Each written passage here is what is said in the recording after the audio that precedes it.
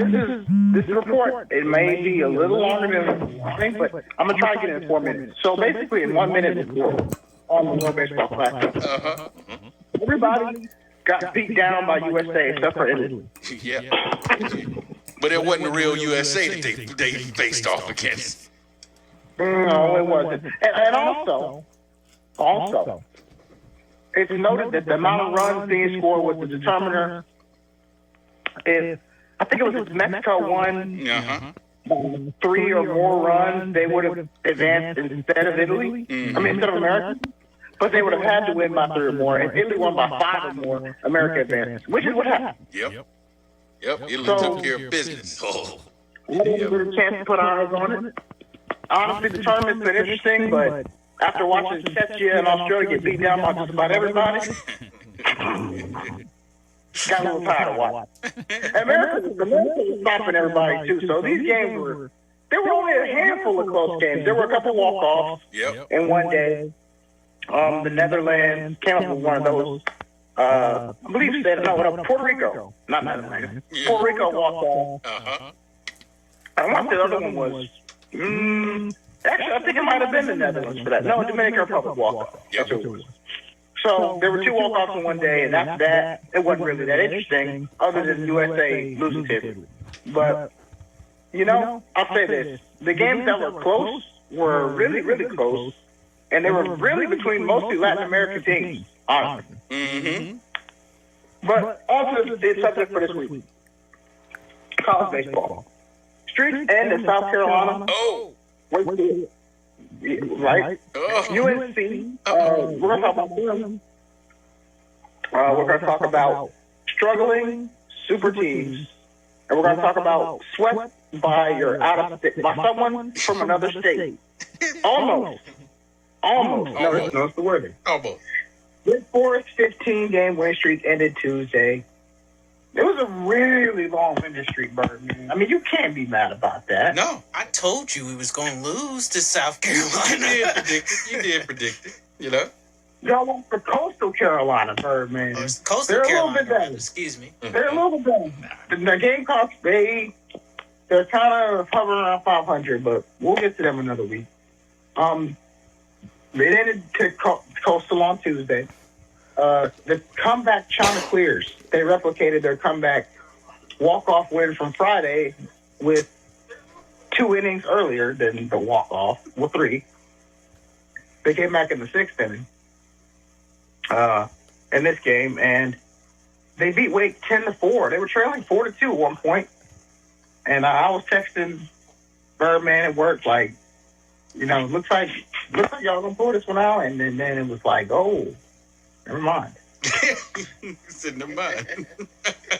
I mean, really, I looked up and they scored like 6 runs in an inning, and I was like, oh, okie dokie there. Pitching.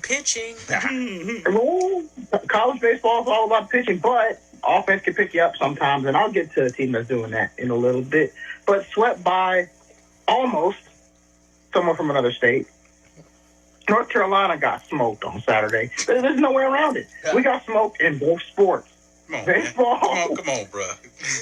And basketball. And there's no way to dance around this because Virginia beat them 9-2, and then they really got hammered in basketball. Hey, now do y'all notice I didn't even include that in the college, the ACC report? It just went straight to the tournament. Right. Didn't even mention that game. Not even. Well, I had to suffer through it at work, but anyway. You know what? Thanks for bringing it up because I mean we should at least mention it. We should at least mention it. Dude, stomp the mud hole with the Tar Heels on their senior night. Well, gratefully, the Tar Heels pulled out the 12-inning second game with a doubleheader, so they didn't go 0-3.